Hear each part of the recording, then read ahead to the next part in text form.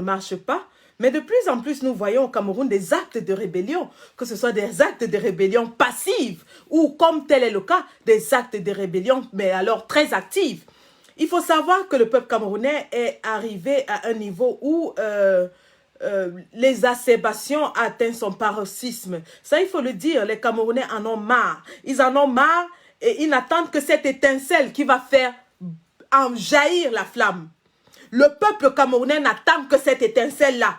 Il est prêt. Il est prêt. Il est prêt. Donc, je vais commencer déjà par parler de ce qui s'est passé à Foumbot cet après-midi ou alors aujourd'hui. Alors, le procureur de la ville aurait refusé d'évacuer un prisonnier qui était malade dans un hôpital pour se faire soigner. Alors, ce prisonnier est décédé et cela a suscité la colère générale du peuple. La colère, mais alors vraiment générale du peuple à Foumbot.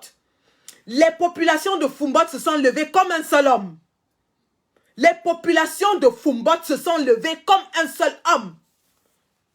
Et se sont indignées tout ensemble de la mort qui aurait pu être évitée si cet homme avait été évacué pour se faire soigner. Ces autorités du Cameroun qui se croient tout permis, qui se croient tout puissantes, qui se croient avoir entre leurs mains la vie et la mort du peuple camerounais, vont commencer à comprendre que le peuple en a marre et que le peuple a le pouvoir entre ses mains. Oui, c'est de ça qu'il est question. Que ces barons, ces gérontocrates qui ont envahi notre pays, qui l'ont pris en otage, sentent que derrière, il y a la grogne qui commence à s'élever. Il y a un peuple jeune qui a le genou sur son cou et qui commence à s'indigner. C'est de ça qu'il est question. Et alors ce soir, je dis bravo, vraiment bravo au peuple de Foumbot. Ne lâchez rien. Ne lâchez rien.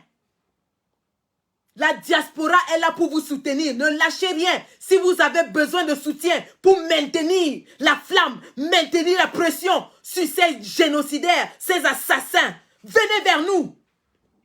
C'est de ça qu'on a besoin. Nous avons besoin des Camerounais capables de se lever tous ensemble et de s'indigner. C'est de ça qu'on a besoin.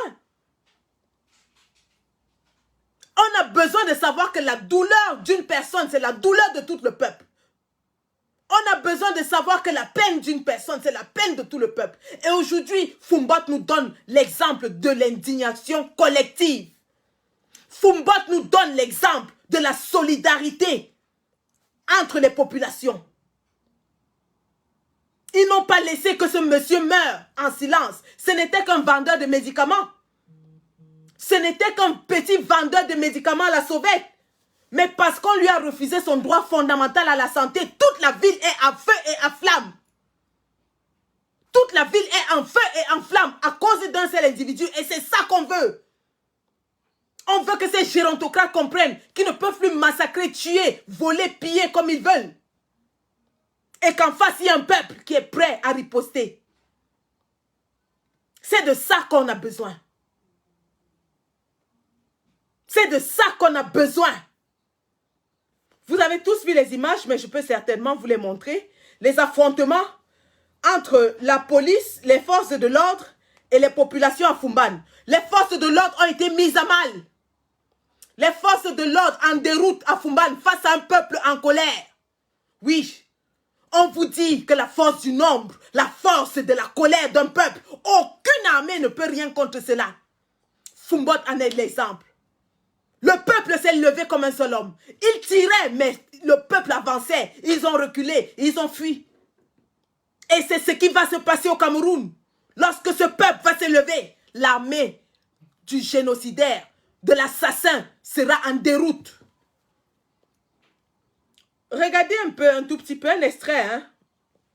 Et que ces gens qui continuent avec les discours pour dire « Ah, si vous sortez au Cameroun, on va vous arrêter. Oh, si vous sortez, on va vous tuer. Le peuple va se faire massacrer. » Ce sont tous des sardinards. Je dis bien, un combattant qui dit aux gens « Si vous sortez, on va vous tuer au Cameroun. » sont tous des sardinards. Parce que le président élu et toute son équipe ont payé le prix.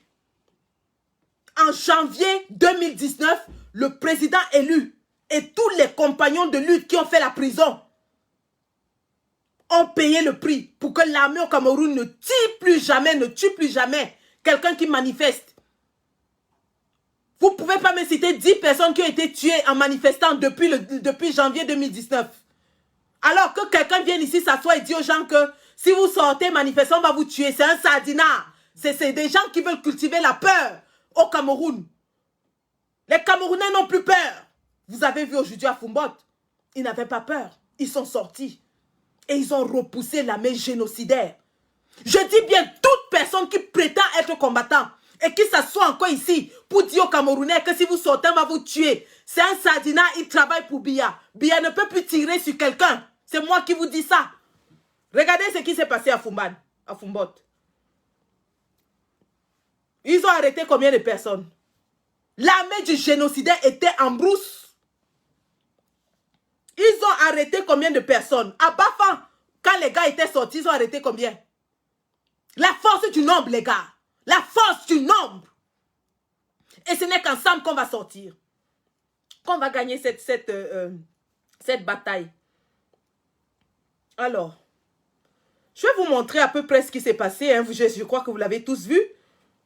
Aujourd'hui, déjà, le feu au tribunal de première instance de Fumbot.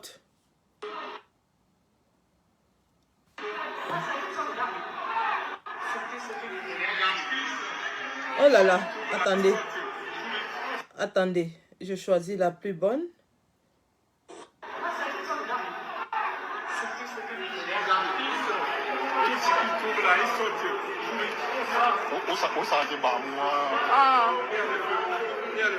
Ça, c'est le tribunal de première instance de Fumbot. Soya! Soya! À terre! Oui! Le peuple est souverain!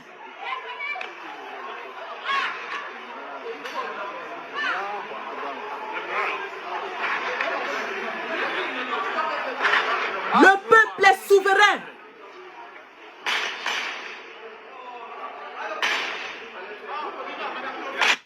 Voilà. Voilà donc le tribunal de première instance de Fumbot à terre. Bravo au peuple de Fumbot. Bravo. Et que les mêmes actes se répètent partout dans tout le territoire national. Lorsque, en janvier 2020, j'ai pris la photo du génocidaire ici devant vous. Je l'ai cramé ici. Et je vous avais dit que ce n'est que le barbecue national, le soya. Je vous avais parlé du soya. Eh oui, le Cameroun est en cours de soya. Le soya national. Le soya, ce n'est que ça qu'il respecte.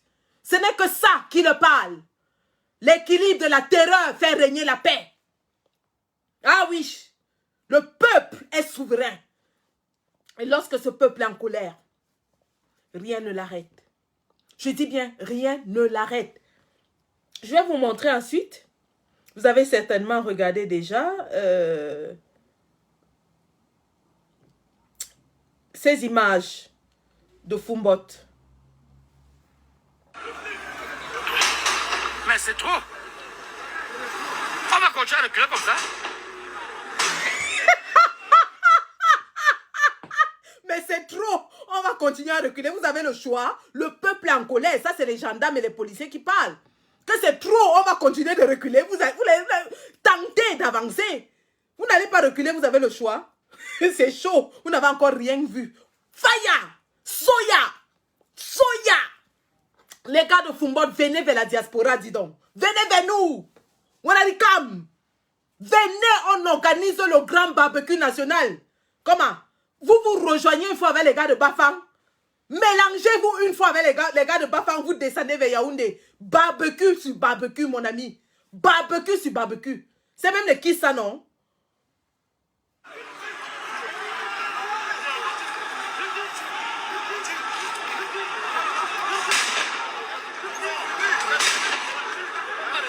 L'armée génocidaire est dépassée par les événements. L'armée génocidaire. Le bi dépassé. Regardez-les. Dépassé. Le peuple en colère. Le peuple en colère. Le bir est dépassé. Il dit qu'allons derrière. Vous n'avez rien vu. On vous avait dit que quand ce peuple va se lever,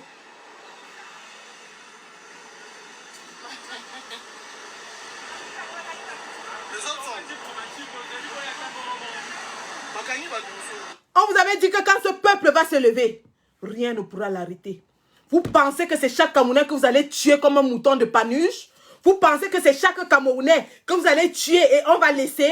Vous êtes tombé sur la mauvaise personne. Les gars de Fumban, Faya, Soya national, il faut niaque, vous cramer autre chose. Brûler les bêtises. Ça, c'est même les Kissa, non? Ça, c'est les Kissa. Vous êtes fatigué de tuer nos os, maintenant vous tuez partout. Un prisonnier, être en prison ne veut pas dire être dépourvu de ses droits les plus basiques. Lorsque on vous met en prison, l'État a le devoir de vous nourrir, de vous soigner. Lorsqu'on vous met en prison, l'État a le devoir de vous nourrir décemment, de vous soigner. Au Cameroun, l'État ne nourrit pas les prisonniers. Ce sont les familles qui sont obligées de se plier en quatre pour les nourrir. Maintenant, même les soigner, vous refusez. Après, Gervais Mendozé, que vous avez laissé mourir comme un chien. Et je vais revenir là-dessus. Parce que ce qui se passe à Fumban aujourd'hui s'adresse directement au peuple Boulou. Oui.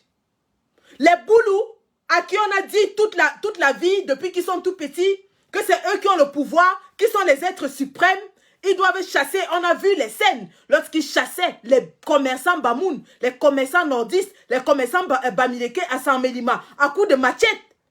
On a vu, on leur a dit chassez-les. Mais ces gens qu'ils ont chassés de chez eux comme les malpropres, regardez comment toute une ville se mobilise pour la mort d'un seul. Un seul. Et un tout petit commerçant. Chez vous, les Boulous, on a tué. Parce que j'appelle, Mendozé a été liquidé. Il a été liquidé par le pouvoir génocidaire.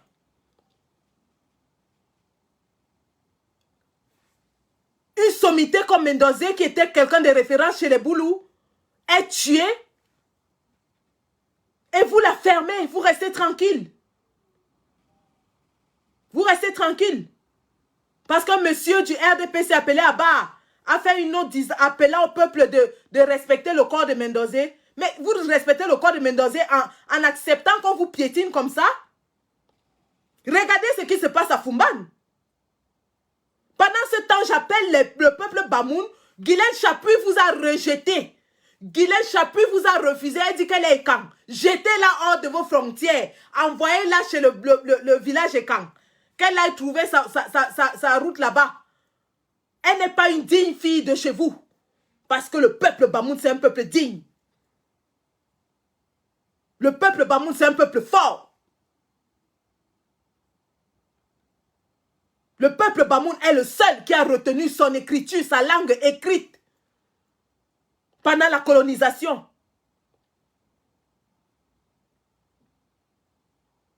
Et aujourd'hui, nous en avons la démonstration. Que tous ceux-là qui se plient devant le génocidaire soient chassés de chez vous. Vous ne pouvez pas accepter d'être des esclaves. Un peuple soumis. Un peuple sur lequel on passe comme du papier hygiénique pendant des dizaines d'années. Non. Aujourd'hui, ils ont tué un digne fils du Noun. Et le Noun s'est embrasé. Et que ces flammes ne s'arrêtent jamais. Et si un seul enfant de cette région meurt encore, montrez-leur de quoi vous êtes capable. Si un seul enfant de cette région verse encore son sang à cause de l'armée génocidaire, du pouvoir génocidaire de M. Biya, eh bien, commencez à marcher. Croyez-moi, Bafang est prêt. Rejoignez les forces avec les autres provinces. Marchez, brûlez, cassez si vous voulez. Seule la lutte libère. Seule la lutte libère. Vous avez vu l'armée génocidaire reculer devant le peuple en colère. Pendant ce temps, les sardinas s'asseyent ici, ils font croire aux Camerounais qu'on va les tuer. Qui a été tué? Le peuple Bamoun est sorti dans ses nombres. L'armée a reculé. L'armée a reculé dans ses derniers retranchements.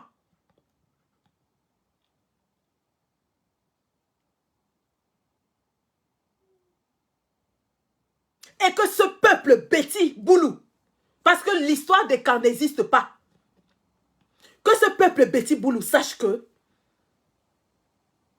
il a assez supporté. Il a assez été piétiné. Il a assez été écrasé. Il a assez été trompé. Et qu'il est temps aujourd'hui qu'à la moindre occasion qu'il se lève, vous vous rendez compte, un digne fils de chez vous qui meurt prisonnier,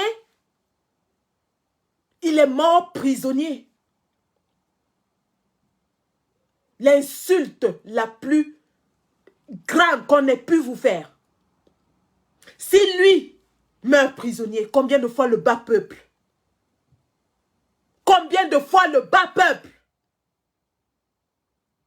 Yo, mia kemia jona a bibile to, a bibile beta mendoza ko wane nyak ane tit. Ako wumon mboko. Yena ne un lame bamoun. Bako weye moto wia un lamo se. O tele ne zeng. Bamoun be sebe nen seng na mi mane bia we bia be se. Ba zimbi ba tupe ya. Ba zimbi ba ke mane tupe.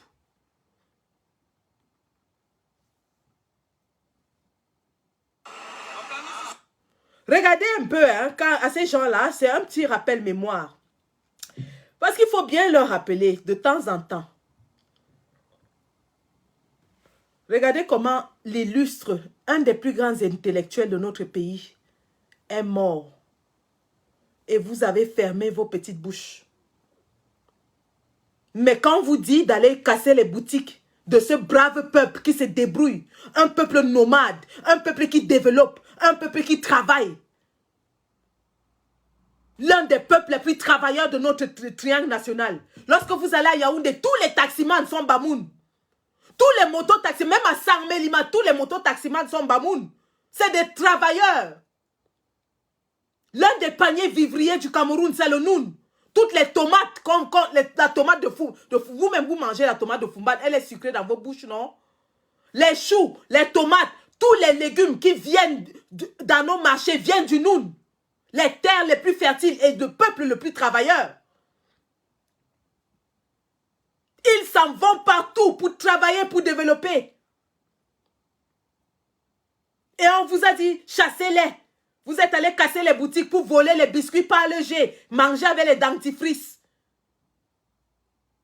Depuis que vous avez fini de voler les biscuits par le jet, manger avec le dentifrice, vous êtes où aujourd'hui?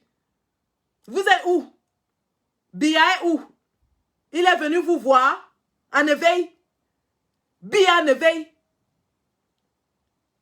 En éveil, ne nous détournez pas de la question centrale. Il est où? Où est la photo qui gouverne? Je vais vous montrer, hein. Mia Johnny mine kang, mine beti. Au son, il était au son. Mine bezeze bebiem. Bank ba wo mia ne be nyaka ne be tit. Mote te que tot to monnaie beaucoup.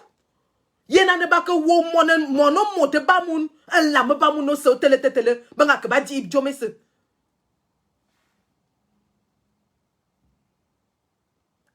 La prétendue grâce présidentielle accordée à Gervais Mendozé n'est qu'un fake news.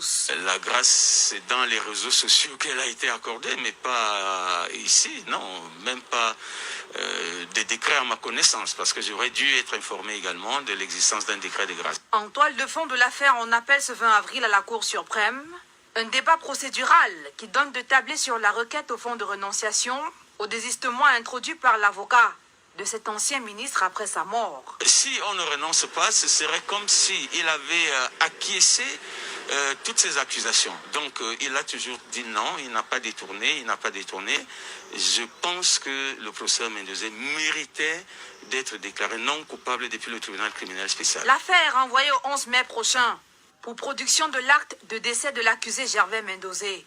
Les débats s'ouvrent donc, même s'ils n'iront pas loin en ce qui le concerne. La section spécialisée aura le choix soit d'entériner le désistement, ce qui me semblerait être une erreur de droit, puisqu'on ne m'en a pas encore donné acte, donc je pourrais très bien renoncer, soit alors on va constater tout simplement le décès du professeur et donc l'extinction de l'action publique, ce que je pense être plus juridiquement justifié. Si certains co-accusés, notamment Abba Abba et Akouneze Jean-Marie, ont répondu présent, seul l'avocat de Gervais Mendozé le représentait à cette audience. Pour mémoire, l'ancien directeur général de la CRTV avait été condamné à 20 ans de prison en 2019 par le tribunal criminel spécial pour détournement de 18 milliards de francs CFA dans les budgets de fonctionnement de l'Office de télévision nationale entre 2004 et 2005. Décédé le 9 avril dernier, après avoir passé près de 7 années derrière les barreaux, Gervais Mendozé sera inhumé ce samedi 24 avril à Etouakam par Saint-Mélima, dans le sud Cameroun. Ben voilà, donc pour vous prouver à suffisance à quel point ces gens se moquent de vous. Un monsieur qui est mort, ils sont venus dire ici qu'il a été gracié. Voilà son avocat qui dit que lui-même il n'était pas au courant de cette grâce. Il n'était pas au courant. Et entre-temps, la procédure judiciaire se poursuit. Quelqu'un est déjà mort, mais la procédure judiciaire se poursuit. C'est un pays de malades, ce Cameroun. Un pays de fous. Un pays de fous. Et lorsqu'on voit un monsieur comme Charles Nogo qui va se courber devant le cercueil de Mendozé faire semblant de pleurer, on se demande de qui se moque-t-il? De qui se moque toute cette bande de génocidaires là? Voilà la vérité. Ils ont laissé crever cet homme comme un rat pour aller faire des obsèques factices. Et après dire au peuple que non, il faut respecter sa dépouille, ne manifestez pas. Ben, vous avez vu ce qui s'est passé à Fumbanj aujourd'hui. Le peuple allait enlever le corps dans l'hôpital. Le peuple allait sortir le corps, là, exposé au marché. Et ils ont brûlé le tribunal là. C'est de ça qu'il est question. La vie des Camerounais doit compter. La vie des Camerounais, quel que soit le Camerounais, qu'il soit le pousseur, le Bayam Selam, le Benskiman, le taximan, le directeur de société, chaque Camerounais compte dans la société. Et quand ce Cameroun va changer, ce ne sont pas les professeurs d'université qui viendront marcher dans la rue. Non, ce sont mes Bangando, ce sont mes Bayam Selam, Nama Beskinandem, Nama Boys Dem. Oui, ce sont ces gens-là. Alors que un seul d'eux tombe au sol, tout le Cameroun devrait s'embraser. Terminer cette époque-là où on tue les Camerounais et personne ne lève un petit doigt. Indignation collective. Et ce aujourd'hui, la réaction du peuple Bamoun est une belle réponse au peuple Boulou qui les a chassés de chez eux à coups de machette en disant que ce sont les porcs. En disant que ce sont les porcs. On leur a dit, c'est-à-dire Biya, pour cacher son incompétence, exacerbe le tribalisme et fait comprendre aux autres, à son peuple, que les autres sont les porcs. Eh bien, cher peuple Boulou, je vais vous montrer ce que les porcs font chez eux. Vous qui êtes incapables, avant de montrer ce que les porcs font chez eux, je vais vous montrer à quoi la suite du village Minkan. La suite du reportage au village Minkan. Vous allez voir la misère du peuple Petit Boulou. Pendant ce temps, on leur demande de chasser les Camerounais qui sont créateurs d'emplois chez eux.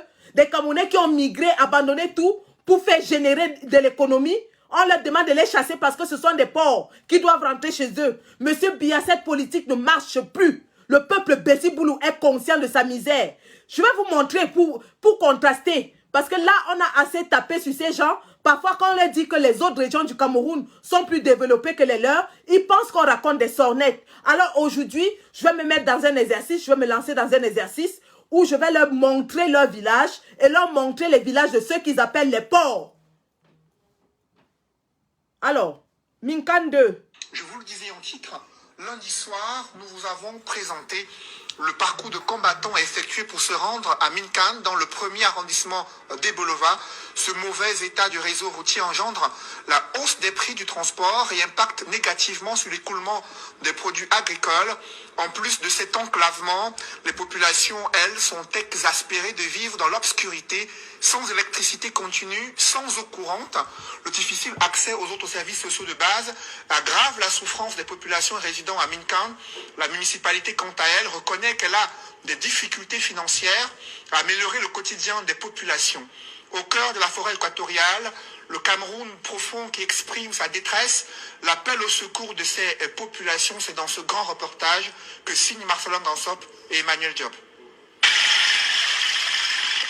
Au bout d'un parcours qui a duré 2 jours, c'est une foule de non-recevoir qui nous accueille à la chefferie de Minkan. Le maître des lieux et son épouse nourrissent une rage contre les médias, parmi lesquels Equinox, dont le seul péché est d'avoir relayé le récent incident entre le chef de Minkan et le préfet du département de l'Amvila. Est-ce que mon mari vous doit quelque chose à l'Equinox?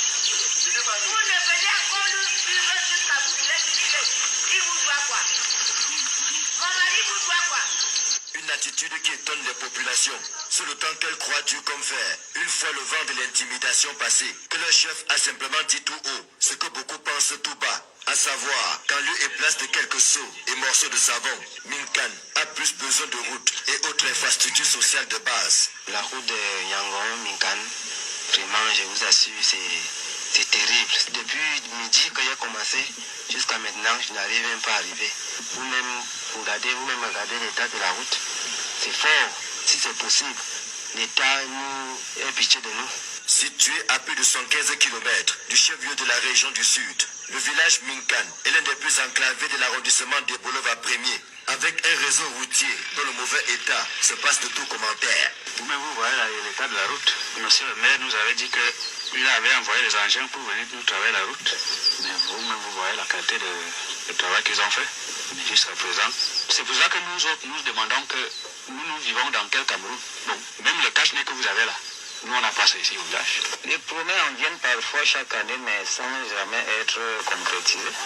Comme vous avez vu là, ils ont commencé, peut-être ça ne va pas finir, peut-être ça va s'arrêter. Tout est toujours bien ici, mais tout ne finit jamais. Vous avez l'impression que vous avez été oublié, cette partie-ci? D'après vous, vous avez vu comment? Nous sommes dans une zone peut-être enclavée, mais à l'oubliette. C'est en raison de cet enclavement que peu de conducteurs s'aventurent sur la route qui va de Carrefour Méoville à Minkan. Du coup, il faut délier les cordons de la bourse pour qui veut se déplacer d'un coin à l'autre. Pour se déplacer ici pour la ville, c'est 5 000 francs de moyen de transport. Par personne? Par personne. Les bagages sont à part. C'est pour ça que moi j'avais acheté une vieille moto comme ça. Donc bon, si j'ai un cas qui me tracasse, je lui transporte avec ma moto. Je ne sais pas si c'est comme ça que nous allons vivre chaque jour, que ça sera éternellement. Pour porter les gens d'ici, comme je fonctionne d'ici, me car à Ebolova, sur une distance de 30 km. Quand il pleut, pour moi, c'est une calvaire. Donc je souffre trop. On donne 7 000 francs par jour de contrôle. Et on n'arrive même pas à faire 2 tours dans la journée. Parce que la route est mauvaise. Quand il pleut, je dors toujours dans des bosquets. Minkan et les localités environnantes disposent pourtant d'un fort potentiel agricole. Mais l'élan des populations est freiné par les difficultés qu'elles éprouvent au quotidien pour écouler le fruit de leur dur labeur. Là où la route passe, il y a développement. Tu ne peux pas avoir développement sans route. Tu peux bien te débrouiller à tout faire là. Tu as tes régimes de plantains, toi tu vas les consommer, tu vas les vendre. Si peut-être vous ne passez pas comme vous êtes de passage là et acheter un régime de plantain, tu vas acheter. Tu sèmes, tu cultives, toi tu consommes. C'est comme le cache-nez. Tu le portes, tu respires et tu réavales ta respiration. C'est comme ça que nous vivons ici. La terre est fertile, bel et bien. On cultive plutôt le manioc, le plantain, le macabo, toute autre chose, les ignames comme ça là. Pour l'évacuation, c'est un peu difficile. Tu peux stocker ta marchandise là ici comme ça là, même les bâtons, même les plantains comme ça. Si je ne le fais pas transporter sur ma moto aussi, d'ici un coup, ou bien aller au réseau, téléphoner une voiture comme ça là, c'est vraiment difficile. Au mauvais état de la route s'ajoute l'absence d'électricité, des points d'eau fonctionnels et du réseau téléphonique. Dans la plupart des cas, il faut parcourir plusieurs kilomètres à la recherche du moindre signal pour espérer effectuer un appel. Des difficultés et bien d'autres, dont l'exécutif municipal de Bolova Premier dit en avoir conscience. Vous allez voir que de gauche à droite, il y a soit un agent qui est en panne, soit les travaux qui sont faits en partie. Ça voudrait dire qu'il y a un travail qui se fait là-bas. Et régulièrement, le minimum de moyens qu'on nous transfère, je les mets sur cette route parce que là, c'est le point le plus difficile que nous avons en matière de route. Elle est constamment dégradée. Et vous savez qu'en matière de route en terre, il suffit, après un reprofilage, il suffit de 3 mois, 6 mois pour que la route se dégrade. Sur la route de Minkan, 67 millions ont été mobilisés cette année. Le maire estime qu'il est difficile de faire mieux devant l'insuffisance des moyens financiers. Vous voyez, le ministère des Travaux publics nous fait des transferts pour qu'on essaye d'aménager les routes. Mais ces transferts sont insuffisants. Mais c'est déjà quelque chose. Vous voyez, habituellement, on envoyait 27 millions. Cette année, on est allé à 65 millions.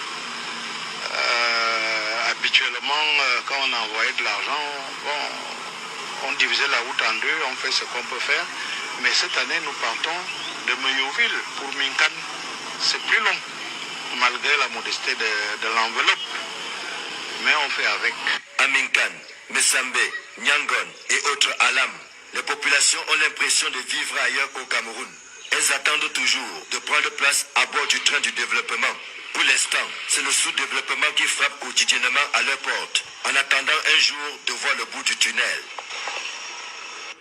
Un grand reportage d'Emmanuel Diop et Marcelin Gansop dans le sud profond au Cameroun.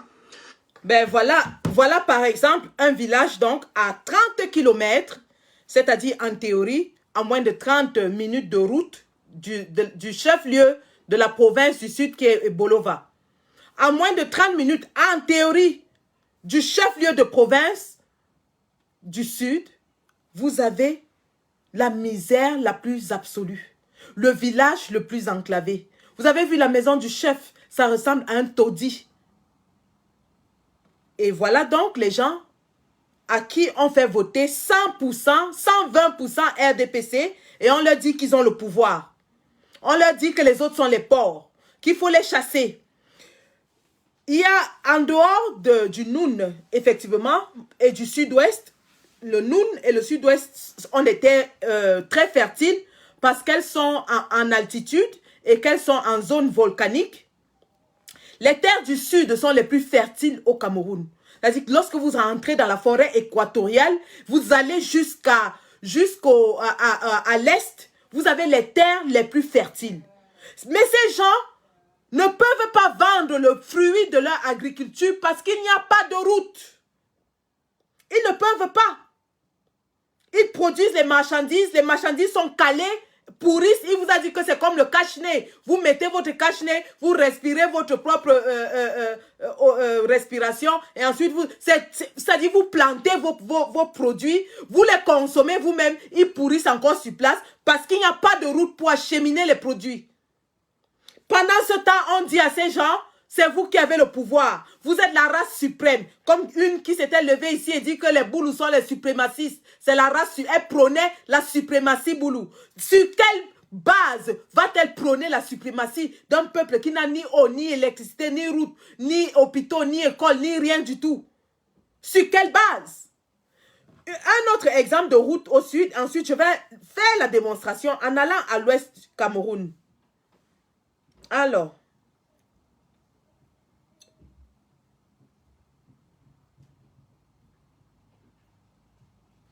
voici une route. Tous les enjeux. On leur a dit d'enlever la boue, tout au moins. Mais maintenant, nous, marcher même à pied comme ça, on souffre. Les routes sont coupées. La moto ne peut même plus venir ici maintenant. Même marcher à pied pour les... Comment? Pour amener la moto à Bipinda à 13 km ici, qui te demande 5 000 francs. Et les pom-poms qui passent souvent, c'est comment? Les pom-poms là? Oui, ils viennent toujours vous donner, vous ravitailler ici en poisson. Non, ils ne passent plus. Ils ne passent plus maintenant. Pourquoi? Parce que c'est fort. La route est déjà enclavée, ils ne viennent plus. Nous sommes morts maintenant, même les gens qui nous vendaient les gens qui nous vendaient, qui sortent de l'Europe, lui, les comprimés, comme nous sommes au village comme ça, hein, il ne passe plus. Les remèdes. Les remèdes, les parents, les butrofènes, les diclofénac, on n'a plus. Qu'est-ce que vous pouvez alors dire? Là maintenant, on dit maintenant, on parle maintenant qu'il faut qu'ils pensent aussi à nous. Parce qu'on n'a pas la force de parler. Voilà le bois qui part. Et la route, nous mourrons comme ça. Le bois qui part et vous mourrez comme ça. Ils sont partis. Si aujourd'hui, si je tombe malade maintenant, comme dans Zabra, qui va me porter? La moto ne peut pas me transporter pour m'amener à Lokanka ou à Bipindi. Parce que la route est gâtée. Voilà. Moi, je le dis. Avec tous les bourbiers là. Hein? Ça, c'est le dernier. Regarde ce danger qu'on a. 2 jours. Sa Majesté, qu'est-ce que vous attendez des élites? Ça, c'est la majesté, hein?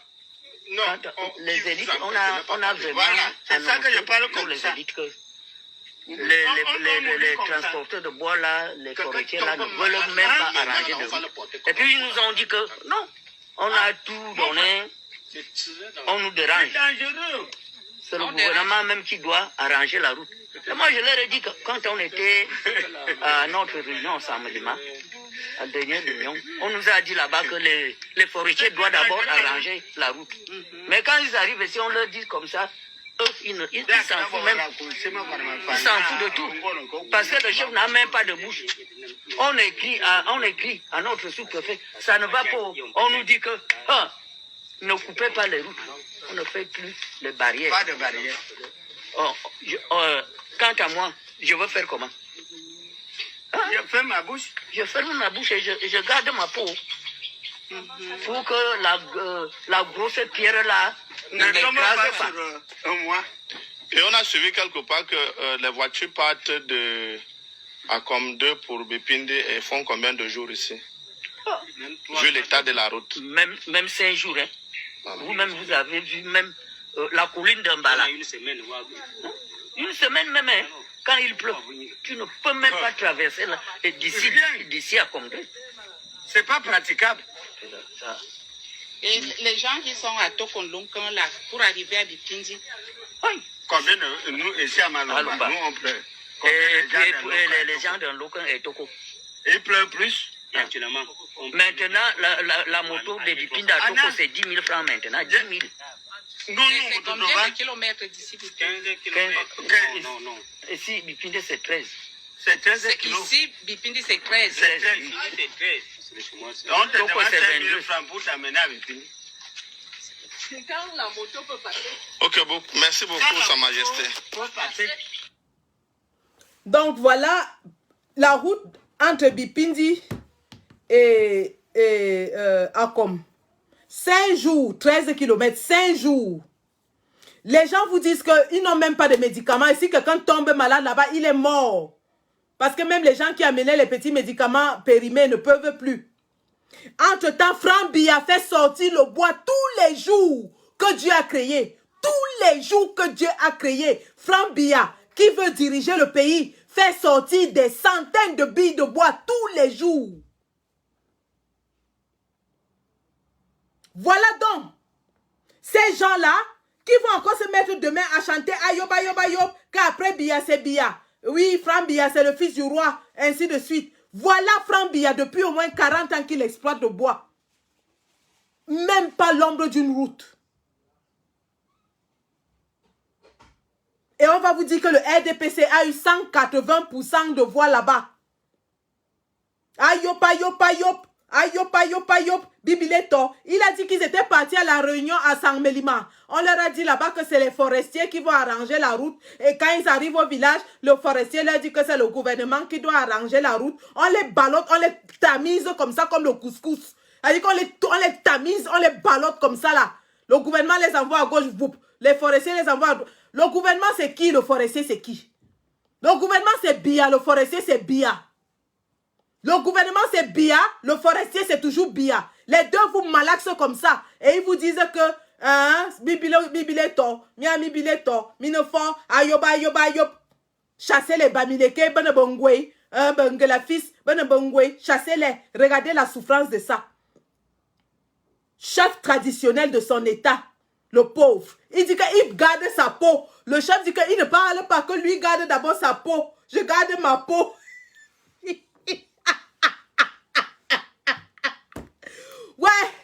Ouais, vraiment. Vraiment. Ah, Bobo Jang. Ah, Valengongo la Jodi. Ah, Bobo Jang. Yemia wo fo mi abe bien ngongol. Yemia wo mi abe bien ngongol. Ba mu ne minga titan. Sang melima. Ne be de bongwe, be ne be tit. Yena ne mo ne ba mu na ko wu. Un la me ba mu no se. Oh non, yan douane. Oh non, yan douane.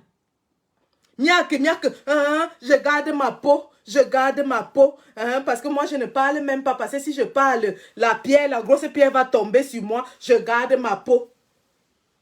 Regardez peau joyenga. Regardez peau joye. Ta femme va accoucher, elle ne peut même pas aller à l'hôpital, elle accouche sur les arbres de bananier. Les enfants meurent en pays boulou comme des mouches. J'ai au moins 5 cousins qui sont morts de paludisme. Je dis bien le simple paludisme. Et nous sommes là à 7 km de Saint-Mélima. Je dis 7. Une distance que nous on marchait à pied. C'est-à-dire, tu es à Mbom, tu n'as même pas besoin de prendre la moto ou la voiture pour arriver à Saint-Mélima. Mais les gens meurent de paludisme. Parlant de Mbom, je regardais ce que Frambia et sa bande font là-bas. Nous sommes à 7 km de Saint-Mélima. 7 km. C'est-à-dire une petite distance comme ça que tout le monde, même les enfants marchent. Moi, je faisais cette distance pour aller au champ. Avec mes soeurs et mes frères. Alors. Après ça, on va passer chez les porcs. Ils vont donc voir ce que les porcs font chez eux.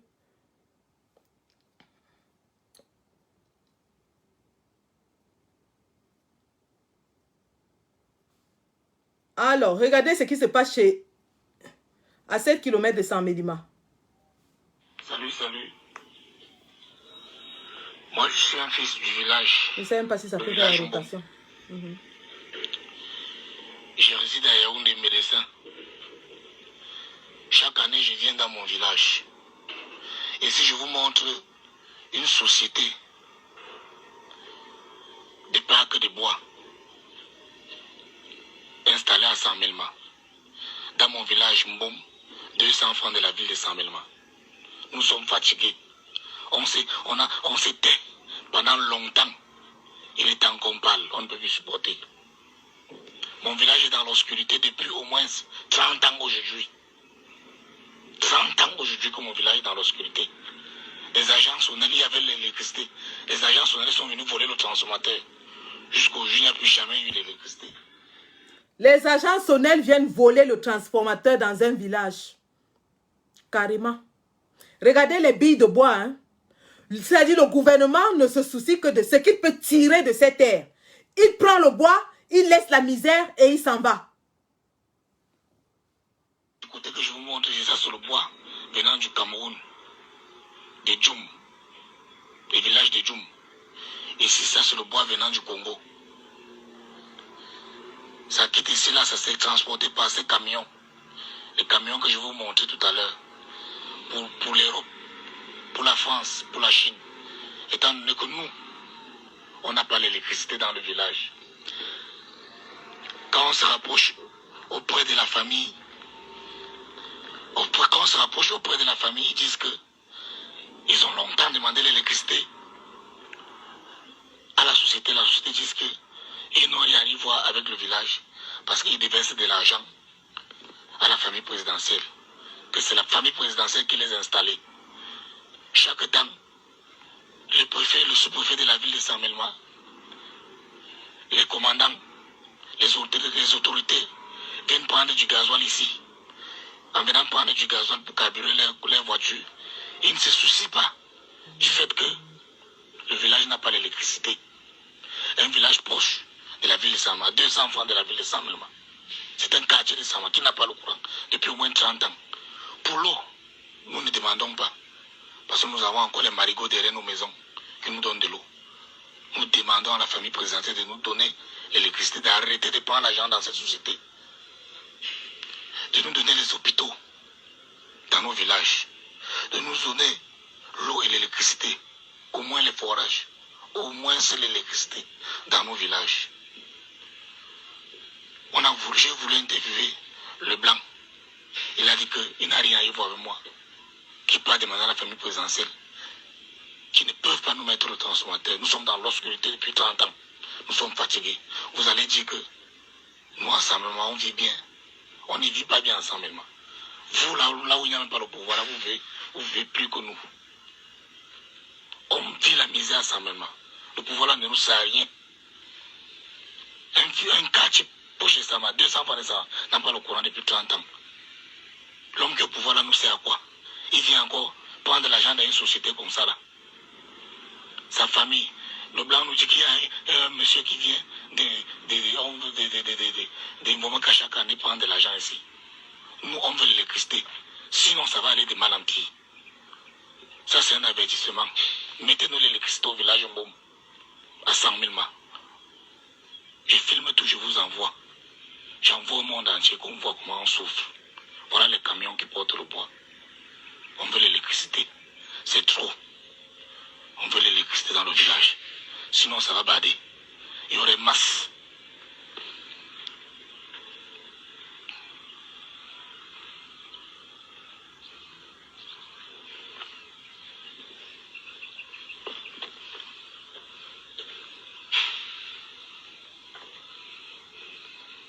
Voilà mon ami, au lieu de filmer, si tu venais avec le bidon d'essence, tu versais sur les engins là, tu allumais, quoi allait faire? Quoi allait faire? Le bois ne peut pas brûler parce qu'il est mouillé et il pleut tout le temps à Sarmelima. Mais sur les engins là, vous cramez les bêtises. Vous versez l'essence sur ça, vous brûlez.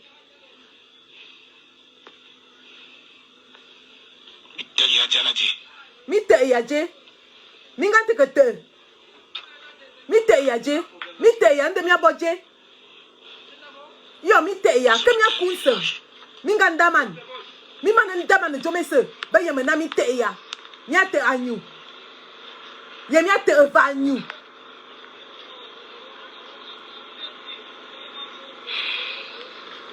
Voilà donc un village qui est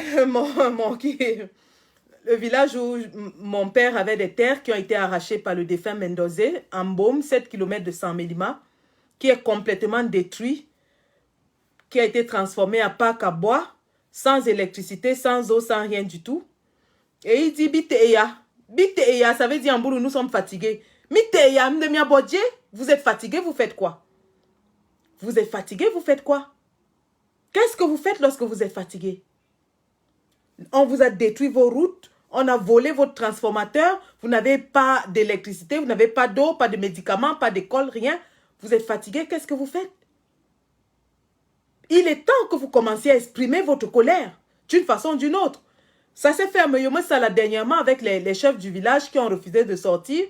Mais de plus en plus, la population doit prendre son sort en main.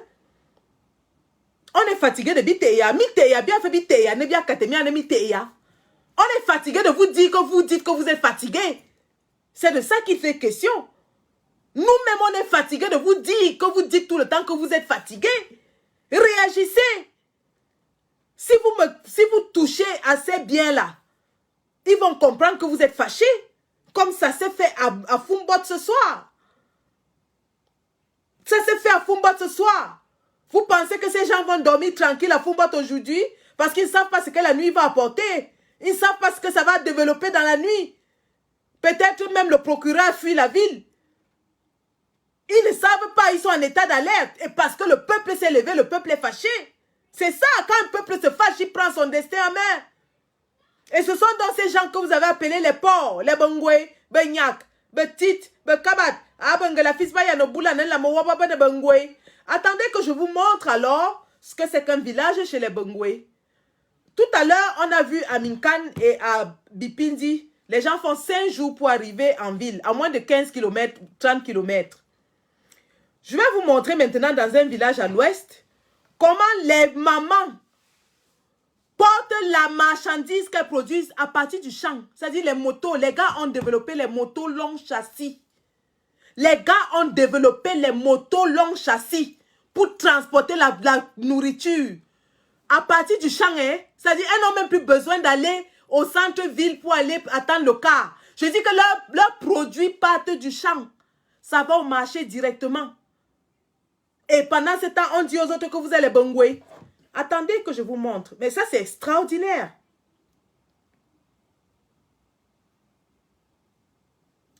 Alors, attendez un instant. Après ça, je vais montrer un extrait du village Bana. Hein, pour vous montrer. Ça, c'est juste un exemple de village à l'ouest. Alors, regardez ce petit reportage. Ce sont les seuls véhicules capables d'atteindre Bayé. Les motos sont ici une nécessité. Et pas n'importe quelle moto, les gros porteurs. Jusqu'à 10 places, 3 mètres de long, des amortisseurs survitaminés, cette moto est un véritable bus. Et son conducteur, un créateur de génie. Peut-être quand tu prenais peut-être 2 mètres derrière ou trois personnes, elles sont un peu trop compressées, trop serrées. On a un peu réfléchi de soulever un peu le port de bagage. Et après ça, donc on avait sur le port de bagage, qu'on portait le 3 ici à l'aise, mais quand on marchait, ça a béni. Ça nous a poussé aussi à réfléchir, à tirer le châssis, mettre derrière et souder, adapter les fers et doubler les amortisseurs. Bayé, village d'agriculteurs, avec la culture de bananes en point d'orgue. Bafoussam est à 15 km, impossible de transporter tout à pied. Les gros porteurs ont rapproché la ville, ont sauvé des familles. Ce sont eux qui transportent nos produits pour arriver en ville. Sans eux, nos plantains, les tomates, les tarots, le maïs, le haricot, tout. Sans eux, c'est que vraiment de Dieu, les cultures pourries, c'est qu'au sol. S'ils ne viennent pas ici au champ, c'est que nous, on va caler au champ.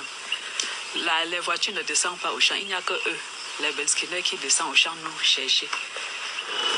À Bafoussam, de plus en plus de gros porteurs circulent dans les rues. Leurs conducteurs sont fiers de leur trouvaille, de leur style, de leur mécanique. Et heureux aussi de gagner un peu mieux leur vie, jusqu'à 15 000 francs CFA par jour, en transportant plus de monde. Donc voilà l'ingéniosité des garçons d'un village qui se sont rendus compte qu'il y avait une niche dans le marché, qui était d'aller à la rencontre des cultivatrices dans leurs champs. Parce que les véhicules, les voitures ne vont pas dans les champs. Alors, ils ont développé l'intelligence de ça, l'ingéniosité de ça. Penser à allonger le châssis d'une moto pour remplir les marchandises et porter toutes les marchandises des mamans à partir du champ jusqu'au marché. Et il vous dit que s'il fait 2 tours comme ça, il a ses 15 000 francs en une journée tranquille. Hein? Il fait 2 tours, je dis bien 2 tours. D'un côté, vous avez des villages où on fait 5 jours sans voir la voiture. J'ai dit 5. On fait 5 jours, on ne voit pas la voiture. D'un autre côté, vous avez un village où la moto fait 2 tours dans un champ. Il va jusqu'au champ, porter la marchandise d'une maman et la déposer au marché. Après, on va dire quoi? Voilà ces gens-là qu'on vous a dit qu'ils sont des pauvres. Mais elle ne souffre pas. Une cultivatrice de ce côté-là, elle est dans son champ, la moto vient la trouver dans son champ, porte sa marchandise et l'amène au marché. Porte sa marchandise et l'amène au marché. Et le gars, avec sa moto, en une journée, il fait 15 000 francs facile. Et vous, vous êtes assis chez vous, Grégoire Owona. Parce que ça, il faut le dire, hein, les auteurs de la théorie du tribalisme ne sont pas les Boulous, ce sont les Grégoire Owona. C'est Grégoire Owona. Toute cette clique-là. Ces gens, ces bêtis-là qui sont entrés dans le gouvernement pour conserver le pouvoir, ils ont développé un clan et une idéologie tribalistique qui contribuait à dénigrer le reste des Camerounais et fait croire aux leurs que c'est eux les êtres suprêmes. Et quand ça se gâte, ils accusent les Boulous. Ils disent que de toute façon, ce sont les Boulous qui ont le pouvoir.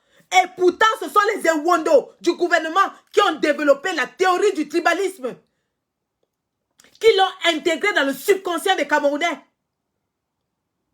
Qui sont allés de village à village, du centre au sud, dire que c'est eux qui ont le pouvoir, c'est eux qui ont tous les postes dans le gouvernement, c'est eux qui sont dans tous les bureaux. Ils ne disent pas à ces gens la misère qui est la leur. Les autres n'ont pas eu besoin d'être dans le gouvernement pour développer leur région. Et aujourd'hui, au crépuscule de la vie de M. Biya, ils se désolidarisent. Ils disent que c'est une guerre entre Boulou et Bamileke. Ils se désolidarisent. Peuple Boulouka, est-ce que vous allez comprendre? Qu'en fait, ce n'est qu'une minorité de vieillards qui se sont accaparés du pouvoir, qui se sont enrichis à outrance, qui se sont enrichis sur au moins 5 générations. Quand est-ce que vous allez comprendre? En 2018, 2019, on vous a dit, allez les chasser des boutiques à Sarmélima. Depuis que vous les avez chassés des boutiques, qu'est-ce qui a avancé à Sarmélima? Vos commerces sont avancés. L'État est aux abois. Il supplie le FMI pour de l'argent. On lui demande de faire de l'audit. Un audit, il ne peut pas faire sur les 48 milliards que le FMI lui avait donné. Il est en train de commander l'argent partout. Il est aux abois. Il est aux abois. Pendant ce temps, au lieu de vous occuper des vrais problèmes du pays, de la misère qui vous ronge, du chômage qui vous ronge, le seul emploi qui continue de prospérer, c'est le bille. Parce qu'on vous utilise comme chair à canon pour aller mourir au Nozo. Vous avez vu ce que les gars du Nozo ont fait encore dernièrement à l'armée. Les gars sont équipés. On vous emploie comme chair à canon. C'est tout ce qui vous reste. Vous donnez vos enfants comme agneaux sacrificiels pour aller mourir, pour maintenir un vieillard génocidaire au pouvoir. Lequel d'entre vous travaille? Il y a encore l'argent dans les bureaux, il n'y en a plus. Le Cameroun est tombé au plus bas. Pendant ce temps, on vous dit, oh, attendez que je vous montre un extrait. Ça, c'est un tout petit extrait d'un village à l'ouest. Vous avez vu la chefferie de Minkan tout à l'heure. Vous avez vu le chef de Minkan. Comment il était, sa chefferie ressemble à un taudis. Le chef lui-même habillé en haillon. Vous avez vu l'autre chef Abipindi. Vraiment, ça fait pitié quand on les voit. On dit que ce sont des chefs traditionnels. Ça fait pitié. Et lorsque le gouvernement vient les voir lors des campagnes électorales, on leur dit, dites aux populations que c'est nous qui avons le pouvoir. Les populations de Minkan ont dit que même les cache-nez, ils n'ont pas. Mais on était venu avec les sauts maçons et le samboulou. On leur impose des choses qu'ils ne vont même pas utiliser. Entre-temps, on leur dit que les autres sont des sous-hommes. Ils ne savent pas se laver. Ils ne savent pas faire ci. Ce sont les porcs. Mais vous avez vu, chez les porcs, la moto va jusqu'au champ chercher la marchandise. Je vais vous montrer à quoi ressemble une chefferie ou un village à l'ouest. Nous sommes à Bana. Bana n'est pas loin de mon village d'origine qui est Bathieu à Bafan. Nous sommes à Bana.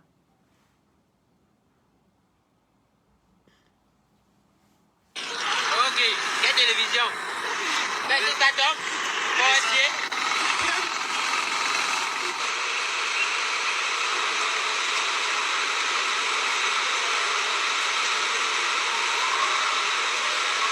Bana se trouve à 200 km au nord de Douala, dans les hautes terres de l'Ouest, à plus de 1000 mètres d'altitude. Une région très peuplée, où la terre est riche et où les pluies sont abondantes.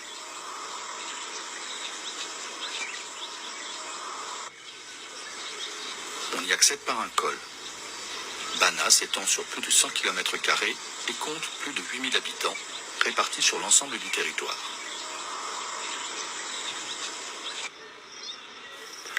Au cœur du village, la chefferie. Une importante concession, presque un village dans le village, avec une entrée imposante. C'est la résidence de la famille élargie du chef. Le chef a la haute autorité sur les terres, les instruments de notabilité et certaines affaires de justice. Il est l'un des intermédiaires obligés des pouvoirs élus. Quand il dit « je suis un Bana », c'est à travers la chefferie. Il se reconnaît à travers la chefferie. À travers la puissance, il transfère la puissance de sa chefferie sur sa propre personne. Et c'est l'image qu'il transmet de par le monde. L'une de ces images nous est donnée sur quelques panneaux à l'entrée de l'hôtel de Bana. Ça, c'est le roi Happy 1. Ici, c'est le moment où les gens ne s'habillaient pas ici. Avant dans les années 1907, là, ce n'est pas tout le monde qui s'habillait. On marchait comme ça. C'est toujours Happy 2 qui est ici. C'est lui là. 1955. Les gens s'habillaient déjà bien. Alors, je vais arrêter là un instant. Vous constatez que la chefferie de Bana est imposante. Elle est belle. Elle est entretenue. Et lorsque vous arrivez à l'entrée, c'est comme un site touristique. Remarquez que le peuple Bana a gardé les archives archaïques. 1907. Ça veut dire que même dans ces régions-là, à cette époque, il y avait déjà des appareils photo ou alors des façons de conserver une image. Et ils l'ont conservé pendant près de 200, 300 ans.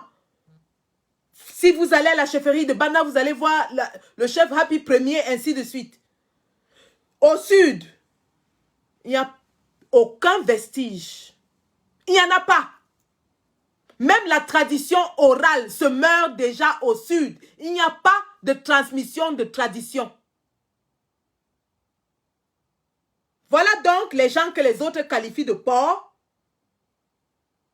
mais qui font vivre leur tradition, leur culture, de génération en génération. Rappelons que Bafang a été l'une des villes les plus bombardées par le colon au napalm. Rappelons-le, pour que ce peuple soit capable de garder des archives aussi précieuses après avoir été pilonné par le colon, relève simplement de l'extraordinaire. Alors, vous comprenez pourquoi le peuple bamileke est fier de sa tradition, fier de ses origines. Si on a conservé, et nous en Afrique, on n'est pas très bon pour conserver nos archives, hein. Il y a les nordistes qui le font très bien, il y a le peuple bamoun qui le fait très bien. Et voilà le peuple bamileke qui conserve ces vestiges pour les transmettre de génération en génération. Voilà des gens qui connaissent l'importance de leur culture, de leurs origines. Je parle avec autorité en tant que moitié boulou du sud profond Cameroun à la frontière avec le Gabon et en tant que ressortissant de l'Ouest. Aucune tradition du côté boulou ne m'a été transmise. À part quelques histoires comme ça racontées en famille. Aucun vestige familial n'a survécu. On continue. Les gens s'habillaient déjà bien. C'est le même groupe qui sont ici. Ils sont déjà un peu civilisés là. C'est ces femmes, non? Ah, c'est ces femmes. Ce sont ces femmes-ci qui sont ici. Parmi celles-ci, 4 vivants encore aujourd'hui. Autre image encore, celle de la mairie, luxueuse bâtisse, comme ces villas qui contrastent particulièrement avec les quartiers ordinaires.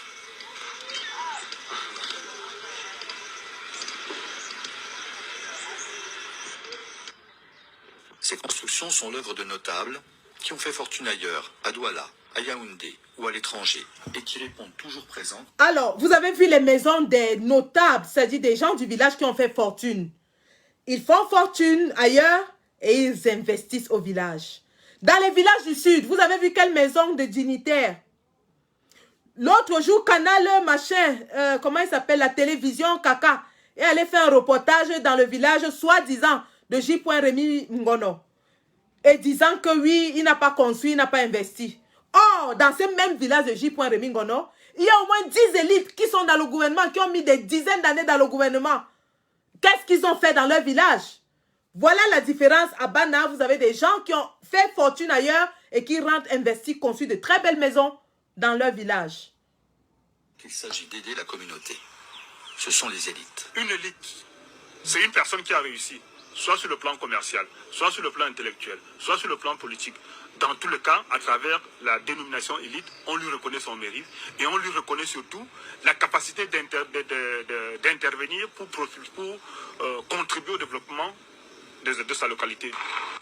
Regardez les routes de Bana, regardez. Qui s'est enrichi avec le commerce de poissons à Douala et fait ainsi fructifier ses économies tout en aidant la chefferie à avoir un statut privilégié pour accueillir ses hôtes de marque.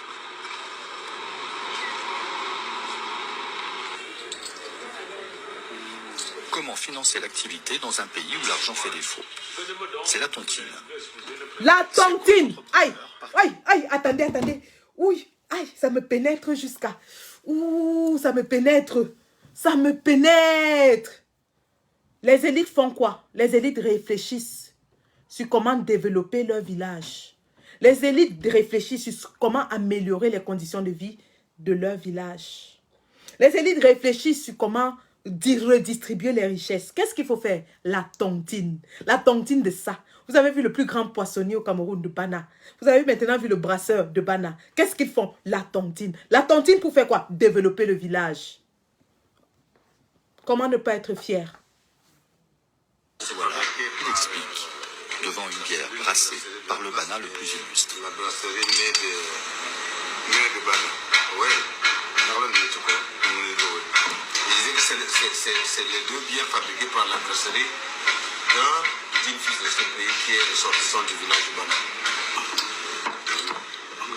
Comme je disais tantôt, ça c'est le fruit de plusieurs décennies de travail en collaboration avec les tontines. Plusieurs décennies de travail en collaboration avec les tontines. C'est-à-dire les gars apportent les projets et les tontines financent. Entre-temps, à Sang-Mélima, on dit chassez-les. C'est les porcs. Ouais. Faut que les gens... Moi, s'il faut même, je vais payer le transport au moins à 10 personnes de Sang-Mélima. Je leur paye le transport pour aller faire un tour seulement à Bafang ou à Bafoussam. Faire un petit tour et rentrer chez eux. Parce qu'il y en a qui ne sont jamais sortis de leur petit périmètre. D'ailleurs, il n'y a même pas les routes pour sortir. Et on s'assoit dans leur village, on leur dit, ah, bonne bangoué.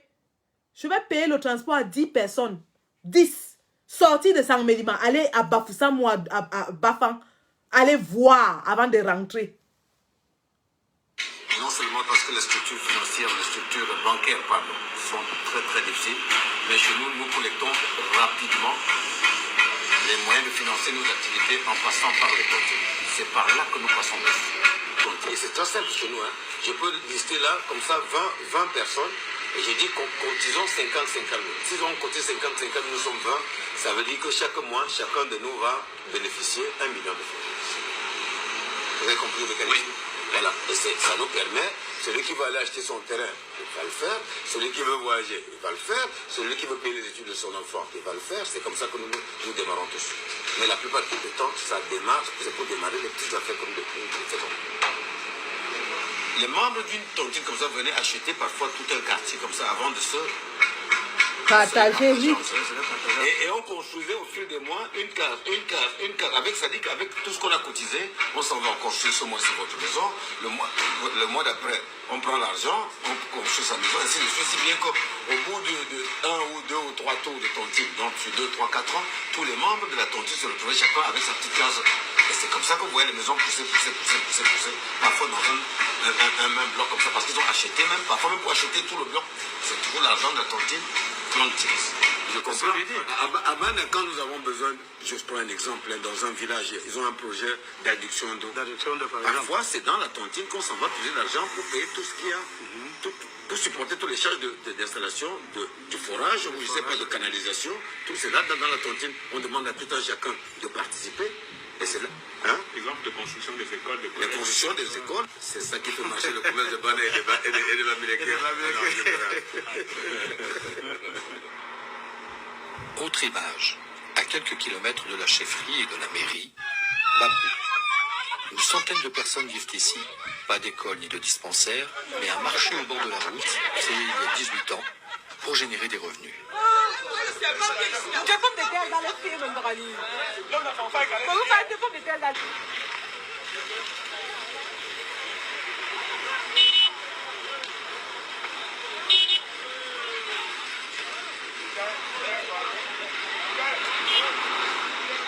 Bapou est connu comme une zone de grande commercialisation de la viande de manière générale.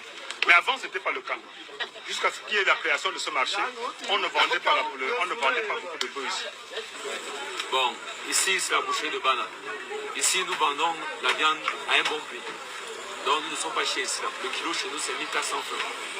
Avec hausse. Et sans eau 1800 francs. Ici on vend même les bœufs entiers. Les 150 000 et 200 000. À celui qui veut le bœuf, problème de fête, tout, on vient ici nous voir. Nous sommes ici tous les week-ends. De vendredi à dimanche. Le marché s'arrête. Donc on a 3 jours de vente. Vendredi et dimanche. Dans le week-end. Ça fait 18 ans. 18 ans. Quand le marché s'est créé. Par nous. On est à 3. On a créé ce marché. Maintenant, le commune. Bana. Quand le maire, il est venu nous aider. La mairie a trouvé le financement pour construire un nouveau marché juste à côté, un peu en retrait de la route. Pourtant, la construction s'est arrêtée sans raison apparente. C'est ainsi que le projet de création de ce marché a vu le jour. Mais depuis plus de 10 ans qu'il est là, il n'arrive pas à être inauguré. Il ne peut pas être mis en activité. Non, on ne sait pas. Vous savez pas? On ne sait pas parce que notre affaire, quand on demande pour la question de ce marché, on demande au maire de nous dire pourquoi que ce marché n'est pas inauguré jusqu'à aujourd'hui. Oui, ça fait 10 ans. Depuis 10 ans? Depuis 10 ans.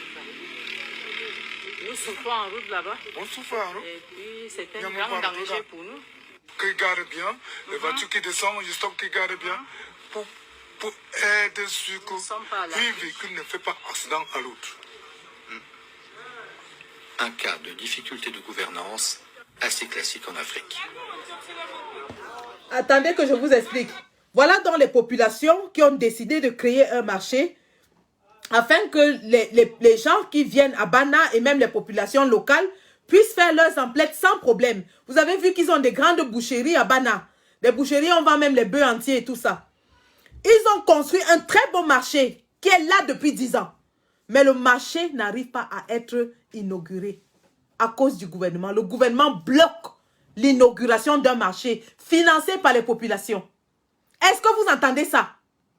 Ça fait 10 ans que le gouvernement de Biya refuse que les populations utilisent un marché qu'elles ont construit elles-mêmes avec l'argent de leur tontine. Ben voilà. On va continuer. C'est-à-dire, parler même, ça ne sert à rien. Je vous fais découvrir parce que vraiment, quand on parle, c'est comme si on parlait en l'air. Il faut voir pour croire.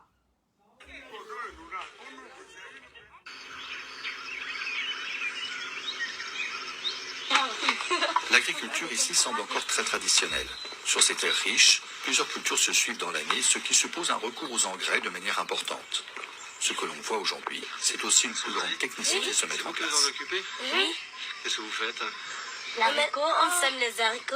On sème l'arachide. Les arachides. Un peu de tout. Un peu de tout. Et vous mettez aussi un petit peu des engrais, des choses comme ça? Oui, les engrais chimiques. Les engrais chimiques, les engrais organiques toujours. Les engrais organiques. Ah, les engrais organiques. Parlez-moi des engrais organiques. Les peaux de bananes, les peaux de plantain, les caca du porc, les chiates de la poule. Ah, bon.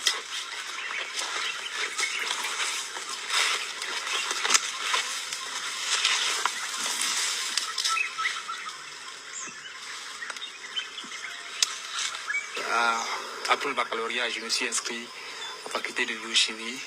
Bon, 2 ans après, les moyens ont fait défaut. Bon, je n'avais pas d'emploi. Il fallait créer un emploi pour se vivre. Voilà pourquoi je suis dirigé vers l'agriculture. Ce terrain, c'est...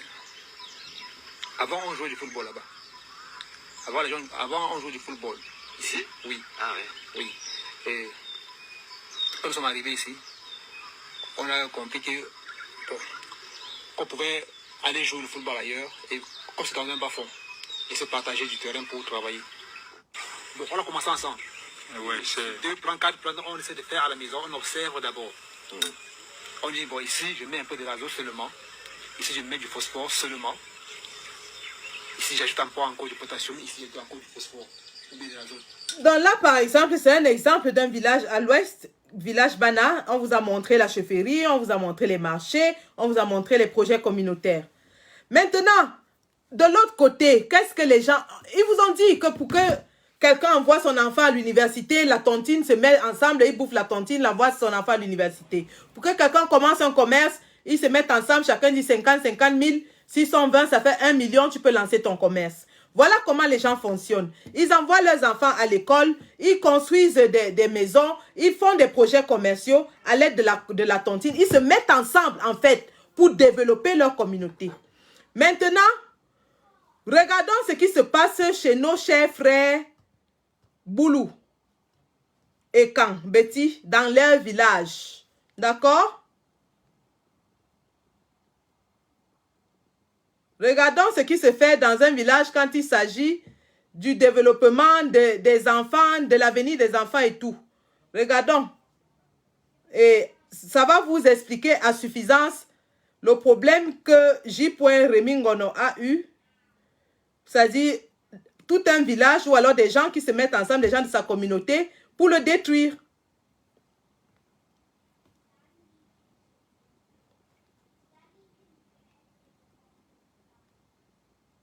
Je ne veux pas dire qu'il n'y a pas de méchants et de sorciers ailleurs, hein, mais c'est l'esprit général, l'esprit de la communauté qui est différent. Et ça, ça, je le dis en connaissance de cause.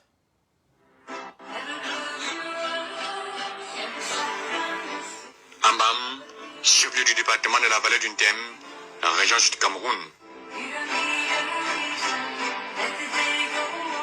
De plus en plus, les pratiques de sorcellerie se vivent dans cet arrondissement frontalier du Cameroun, au Gabon voisin. Le village Akoulozok, situé à quelques kilomètres du centre-ville d'Ambam, est le fief de ces pratiques occultes.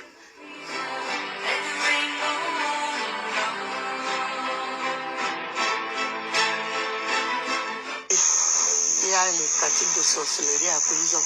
Un jeune gars de 17 ans a dénoncé, tous les sorciers d'Akoulozok. Et en dénonçant, il a donc dit que tous les sorciers d'Akoulozok ont bloqué toute ma famille à partir de moi-même, tous mes enfants, mes petits-fils. Ici, malgré les longues études, les jeunes n'ont pas de travail et se noient dans l'alcool. Zéro mariage pour les filles. Pour certaines, le mariage dure juste le temps d'une fleur. Les femmes, quant à elles, sont stériles, accompagnées de fausses couches. Sur les affiches du village, la colère des jeunes.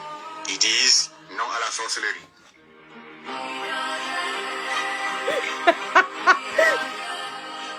Les jeunes disent non à la sorcellerie.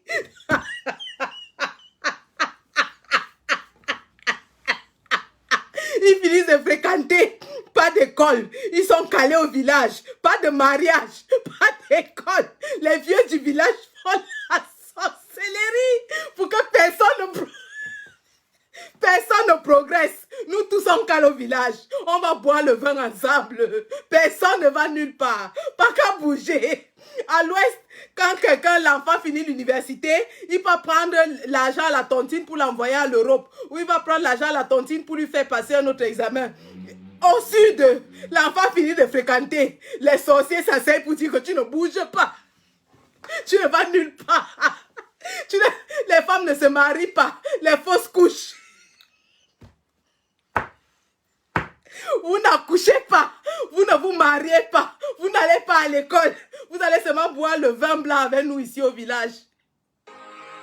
Notre praticien était en cellule.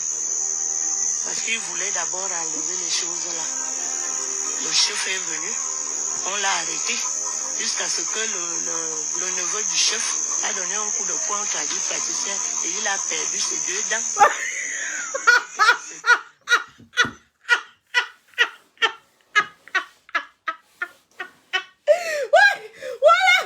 Le neveu du chef donne un coup de poing au praticien qui est venu enlever le ngrimba.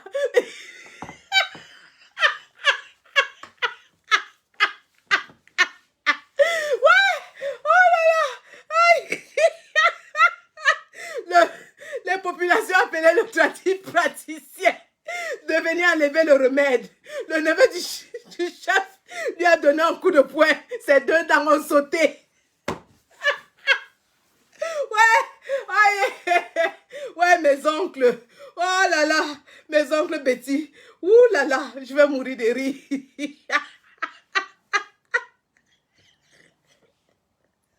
Oh là là. Avec moi et mes enfants, on a fait la cellule presque, je peux dire 2 semaines.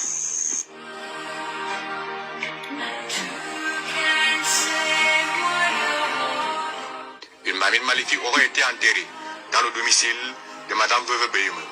Et ma maison sert donc à leur lieu de rencontre de la sorcellerie. Et c'est chez moi. Ils viennent tenir leur réunion de sorcellerie. Ils égorgent les gens. Ils dépêchent, ils préparent. Situation difficile, les populations d'Akoulouzo sont terrifiées et vivent avec la peur au ventre. On vit dans la peur, des menaces tous les jours. L'enfant part même au champ. Le sorcier part avec la machette, l'agresser. Nous vivons dans la peur. Les gens ne viennent plus chez moi. Moi non plus, je ne peux aller chez les gens. À la demande des populations d'Akoulouzok, le sous-préfet d'Ambam autorise et assiste à une séance d'exorcisme dans le domicile de Madame Veuve Beyume, effectuée par les tradipraticiens. Objectif, déterrer une mamite maléfique enterrée par les sorciers.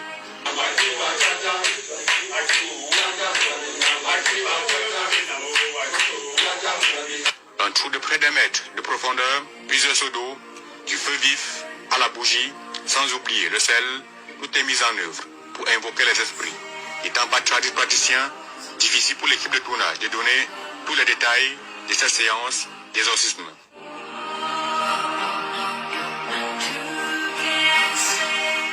Après plus de 30 minutes passées dans le trou, le praticien sort avec la mamite maléfique. Et là, un autre combat d'esprit pour le maintien de la mamite en surface est engagé.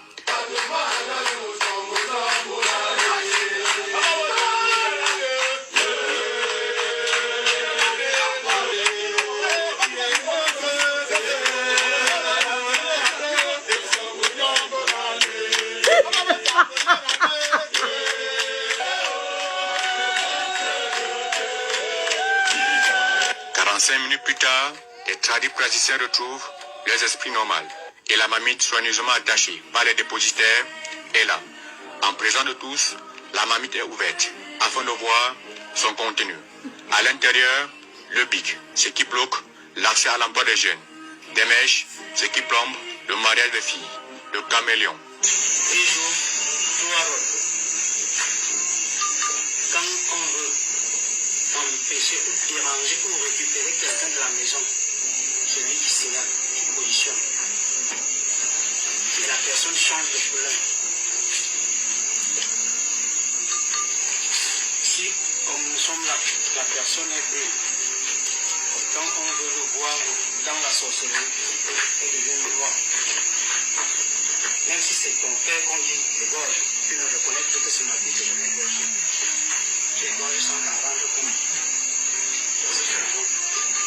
Du poison en poudre dans la bouteille. Une séance d'exorcisme qui s'est produite en 2 phases. D'abord spirituellement et physiquement. Ce qui fait que spirituellement, nous avons exercé des forces spirituelles. Quand ils sont à ce niveau qu'on est maintenant là. Il y avait un autre flacon qui avait du poison dedans. Et puis il y avait encore le cœur. Le cœur déjà sec. Et un balai, juste les cheveux. Mais le sang est parti. Pour le moment, là où nous sommes là, on a décanté cette famille, on a décanté la situation pour dire qu'à partir de désormais, nous allons vivre la prospérité. Une satisfaction pour l'autorité administrative. Mais en tout cas, je suis satisfait. C'est que, enfin, les aspirations, la volonté des jeunes du village d'Akoulouzo. Ben voilà. Voilà donc la différence qui est très palpable. Il y a au sud ce qu'on appelle, en tout cas chez les Boulous, ce qu'on appelle le Kong. Le Kong, c'est de la sorcellerie gratuite, pour rien. Ton visage ne plaît pas à quelqu'un, il te fait le Kong, pour rien. Tu portes un habit neuf aujourd'hui, demain on te mange dans le Kong, pour rien. Et ils préfèrent que tous les enfants restent au village. Ils ont fini de fréquenter, ils tournent en rond. Ils les accompagnent, les femmes des autres champs. Ils tournent en rond au village. Tout le monde est content. Oui, personne ne doit avancer. Nous tous, on reste là. C'est pour ça qu'il n'y a pas de route, il n'y a pas d'école, il n'y a rien, parce qu'ils sont tous méchants. Tous. Imaginez donc que ces gens ont pris notre pays en otage. La méchanceté à la puissance 1000. C'est-à-dire ce qu'ils font dans leur village, ils le reproduisent à l'échelle nationale. Vous comprenez pourquoi le Cameroun ne peut pas avancer. Ils refusent que le Cameroun avance. Ils préfèrent que tout le monde reste dans la pauvreté. Le Mbenem assume. Assume. Ça, c'est une caractéristique de chez nous. Sud Cameroun. Personne ne progresse. Tout le monde dans la merde. Personne ne se marie. Personne ne va à l'école. Personne ne fait rien. Aucun projet, aucune route, aucune maison. Tu commences à construire une maison. Tu vas mourir avant que la maison ne soit finie. Ou si ta maison finit, tu meurs, tu n'entres pas dedans. C'est comme ça. Tu viens construire. C'est pour ça que vous voyez dans les villages du Sud, il n'y a pas de belles maisons. En dehors des maisons des voleurs de la République, personne ne peut rien construire. Tu construis, tu meurs avant d'entrer dans cette maison. Tu ne finis pas. Soit tu ne finis pas ta maison, soit si tu la finis, tu n'entres pas dedans. Tu meurs. Tu vas épouser une belle femme, elle ne va jamais accoucher. Tu vas avoir un emploi, dès que tu avances un peu, pop, les problèmes au lieu de service. Ils aiment quand tout le monde vient pleurer. Ouah, ouah, ouah. On fait semblant de compatir à ta peine. Par derrière, tout le village est en train de se moquer de toi. Voilà donc la philosophie. La philosophie du centre-sud. Tout pour quelques personnes et rien pour les autres. Rien. Ils aiment voir leurs frères dans le néant. Je le dis en connaissance de cause. La dernière fois que j'ai mis pied dans le village de ma mère, en Kolofong Sangmelima, j'avais 9 ans. J'en ai 41 aujourd'hui. Je n'ai plus jamais remis les pieds là-bas. Et même, quand je suis arrivée, ma mère est venue en catastrophe me récupérer. Ma mère est venue en catastrophe de Douala me récupérer. J'avais 9 ans. J'en ai 41. Je n'ai plus jamais remis les pieds dans ce village.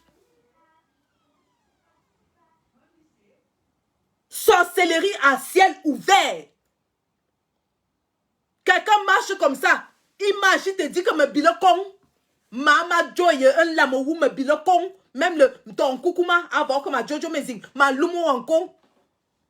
Vous parlez de quoi? Voilà, c'est ça. C'est ça qui est la réalité.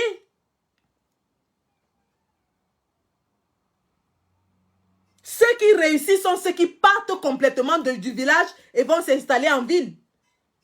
Ils fuient le village, ils vont s'installer en ville. Ceux qui restent dans le village, c'est le néant.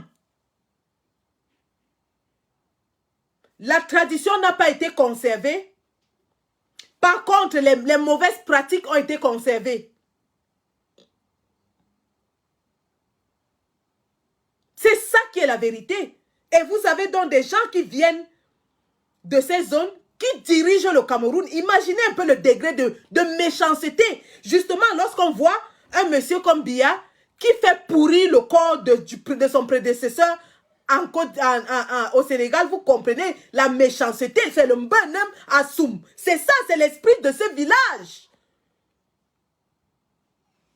Lorsque vous voyez le même monsieur qui accepte que Mendoza meure comme un animal, c'est le Mbenem, c'est l'esprit du village. C'est l'esprit du village, un Mbenem Assoum. Lorsque vous voyez le même monsieur qui accepte que madame, elle était même déjà âgée, elle n'avait rien à voir avec, elle meurt en exil, un Mbenem Assoum, parce que rien n'explique la méchanceté de cet homme. Ben, c'est la même chose, c'est ce que vous avez vu là.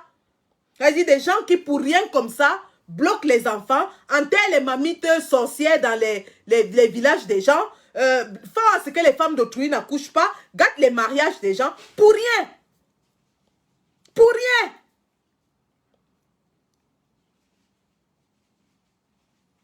C'est-à-dire quand on réfléchit, il n'y a aucune race, aucune rationnel derrière le fait que le corps du président Amadou Ahidjo soit toujours en exil. Des années, au moins 30 ans après sa mort. Il n'y a que ce genre de sorcellerie qui puisse l'expliquer. Il n'y a aucune raison, aucune rationnelle qui puisse expliquer que le Cameroun ne fait que s'enfoncer et que la classe dirigeante ne fait que s'enrichir. Aucune raison, c'est de la sorcellerie pure. C'est du mauvais cœur. Ils préfèrent brûler l'argent dans les chambres, comme on a vu lorsqu'on a arrêté un certain ancien ministre, on a trouvé des liasses de billets alignés dans sa chambre. Ils préfèrent brûler cet argent que de le remettre au peuple. C'est le Mbenem Assoum. Un Mbenem. La méchanceté gratuite. Tout pour eux, rien pour les autres. Ils préfèrent que les autres crèvent que de les laisser s'épanouir. Ça explique à peu près la philosophie, c'est-à-dire la façon de penser de mon peuple. Et c'est dommage. C'est raison pour laquelle nous ne voulons pas généraliser parce que beaucoup de ces gens, de ce peuple, est parti des villages pour aller dans les villes. Beaucoup n'ont plus d'attache avec la réalité du village, donc ne sont plus identifiés à ce qui se passe au village. À l'instar de ma petite personne, je vous ai dit, la dernière fois que j'ai mis pied dans ce village, j'avais 9 ans. Et il y en a des millions comme ça qui sont partis parce qu'ils ont reconnu qu'ils ne peuvent rien faire s'ils restent dans leur village. Et du coup, ne sont plus attachés à cette philosophie. Donc, on ne généralisera pas pour dire tout le peuple, mais on dira ceux qui sont restés dans certains villages et ceux qui sont de la classe dirigeante. Parce que rien n'explique le fait que ces gens préfèrent que le Cameroun ait un taux d'endettement de plus de 50 ans, ça veut dire au moins 4 générations, pendant qu'eux, ils ont des richesses personnelles qu'ils ne pourront même pas utiliser. Rien n'explique. Rien n'explique qu'on arrête un ministre, on trouve des centaines de milliers de liasses de billets dans sa chambre pendant que le peuple meurt de faim. Rien n'explique ça. Mbenem Assoum. Et c'est pour ça qu'on se bat. On se bat déjà pour chasser cette classe dirigeante, mais aussi pour chasser cette classe dirigeante, mais aussi pour changer les règles du jeu, réinitialiser les choses, rééduquer ce peuple, lui apprendre à s'aimer soi-même d'abord, lui apprendre à se valoriser. Lorsqu'on voit Amougou Belinga, qui est du même village à Kono, que J.Remingono, Remingono, qui monte toute une cabale contre son frère du village, c'est de la sorcellerie. Ça n'a pas d'autre mot, c'est de la sorcellerie.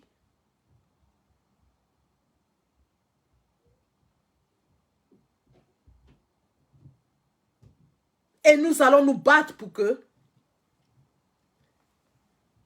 l'indignation collective, l'esprit de communauté, le communautarisme revienne dans toutes les parties du Cameroun.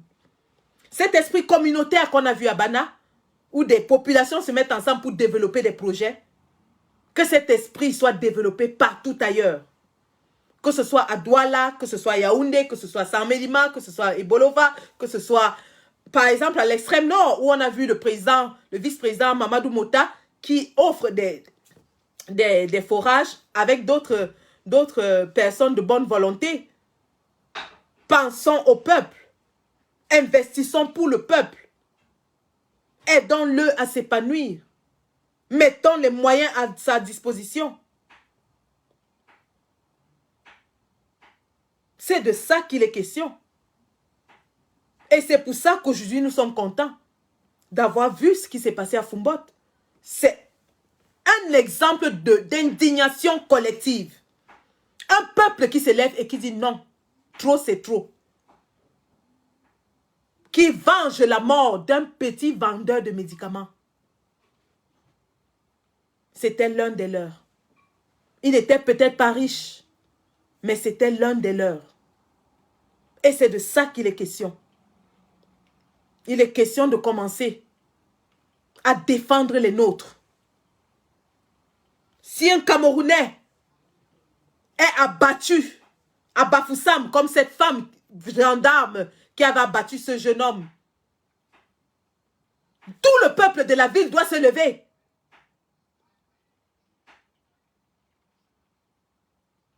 C'est de ça qu'il est question. C'était l'objet de ce live. Et nous allons tout le temps revenir là-dessus. Parce qu'on a caressé pendant trop longtemps ces populations en leur disant, vous avez le pouvoir. Vous êtes les plus forts, vous êtes les plus beaux, vous êtes les plus intelligents. Vous avez l'administration, vous êtes dans tous les bureaux. Dans tous les bureaux où on entre au Cameroun, on parle Ewondo ou Boulou. Le juge Owona, le commissaire Meva, le commissaire Ongba, ainsi de suite. Il est temps qu'on le dise aussi que pendant qu'ils sont contents d'être dans des petits bureaux, à prendre des prébendes, leur peuple se meurt dans la misère la plus abjecte. Leur élite est remplie à Konengi. Leur élite fait la majorité des prisonniers politiques à Konengi. Leurs régions sont les plus sous-développées au Cameroun. Leurs enfants sont ceux-là qui sont bloqués par la sorcellerie du village. Ils ne vont pas à l'école. Leurs routes sont celles qui sont gâtées par les grumiers de Frambia qui spolient le bois depuis 40 ans et n'est même pas fichu de leur donner des pistes. C'est de ça qu'il est question. Et qui commencent à assimiler qui sont les plus misérables du triangle national et qui doivent lâcher ce petit groupuscule de voleurs, prévaricateurs, pilleurs de la République,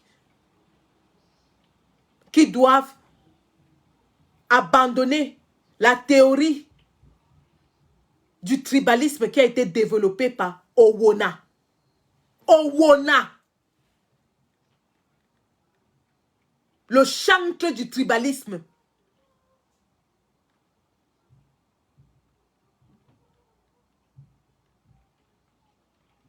Et nous allons continuer encore et encore et encore et encore. Sans relâche. Jusqu'à la chute du dictateur. Jusqu'à ce que ce peuple se lève. Comme le peuple s'est levé à Fumbot cet après-midi. Et chasse le dictateur. Parce que c'est le peuple Boulou qui va se lever. C'est ce peuple qui ira en Vomeka, le déloger. Tout comme Mobutu avait été chassé de sa retraite de Gbadolite. Lorsque Joseph Kabila prend la route avec les rebelles depuis le Kivu, à la frontière du Rwanda, Joseph Kabila continue son avancée. Les populations se joignent à Joseph Kabila. La rébellion prend de l'ampleur. Nous voyons les colonnes des rebelles avancer, aller vers Kinshasa. Mobutu s'enfuit de Kinshasa et il va se réfugier dans sa base arrière de Gbadolite, où il avait construit un palace des 1001 nuits avec du marbre partout, de l'or. Il savait qu'il était dans sa retraite et que les populations le protégeaient. Mais cela n'a pas empêché aux rebelles d'avancer tout droit sur Gbadolite. Et devinez quoi? Ce sont les populations qui sont allées casser les portes de son palais. Ce sont les populations qui ont pillé tout ce qu'il y avait dedans. Ce sont les populations qui ont spolié tout ce qu'il y avait dedans. On avait vu les toilettes en or massif. Mobutu n'avait pas eu d'autre choix parce qu'il avait un héliport dans sa propriété de s'enfuir en hélicoptère comme un rat chassé par les propres populations qui lui avaient servi de bouclier pendant des années. Et c'est le même sort qui arrivera à Biya. Lorsque ce peuple va se lever, il va se diriger vers le palais de Vomeka. Biya a aussi un héliport en Vomeka. Je le sais parce que quand j'étais toute petite en vacances à San-Mélima, il venait en hélicoptère. Son hélicoptère descendait au stade de San-Mélima, le stade de la Colombe de San-Mélima, qui est juste à côté de ma maison familiale. Et on nous enfermait tous dans la maison. Quand Biya descendait à San-Mélima au stade, on nous enfermait tous dans la maison parce qu'on n'avait pas le droit de le voir. Et il repartait de là pour aller en Mbomeka.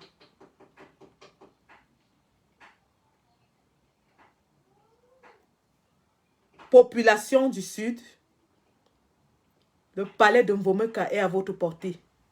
C'est votre job. Et le moment arrive. Et nous sommes conscients, confiants du fait que ce moment va venir. Où c'est ce peuple du Sud qui va se diriger vers la forteresse de Mbomeka. Où il a tout un quartier au sous-sol. On le sait. On le sait. Où ces orgies étaient organisées. Où ces jeunes femmes étaient amenées, des jeunes vierges. On sait ce qui se passe dans ce palais. On sait. Parce que étant toute petite à San-Mélima, on se rappelle. Quand Biya arrivait en Mbomeka, toutes les prostituées de la ville allaient se diriger là-bas. Certaines partaient même de Yaoundé parce que c'était le lieu de taclage. D'ailleurs, c'est dans une de ces fêtes qu'il a rencontré l'épouse actuelle. On sait ce qui se passe en Mbomeka, dans ce palais.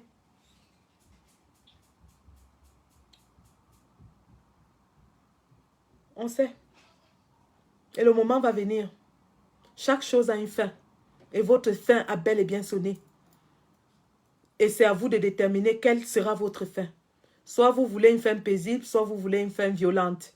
Soit vous voulez une fin où vous allez vous retirer et vous reposer. Soit vous voulez une fin où vous serez chassés du Cameroun comme des mécréants que vous êtes. Mais d'une façon ou d'une autre, le peuple fera son travail. Le peuple fera son travail. Merci d'avoir suivi ce Facebook Live. Nous invitons tous les combattants, parce qu'aujourd'hui je les appelle les combattants. Tous les combattants de Fumbot à se diriger vers l'aide, à s'organiser. Cette révolte ne doit pas tomber. Déboutez tous ces mécréants de cette ville. Chassez-les. Chassez tous ces mécréants. Nous sommes là. Nous vous tendons la main. La lutte ne fait que commencer. Et ça, ce n'était qu'un exemple. La lutte ne fait que commencer. Elle est multiforme. Personne ne sait d'où viendra l'étincelle. Mais la lutte bat bel et bien son plein. La patrie ou la mort.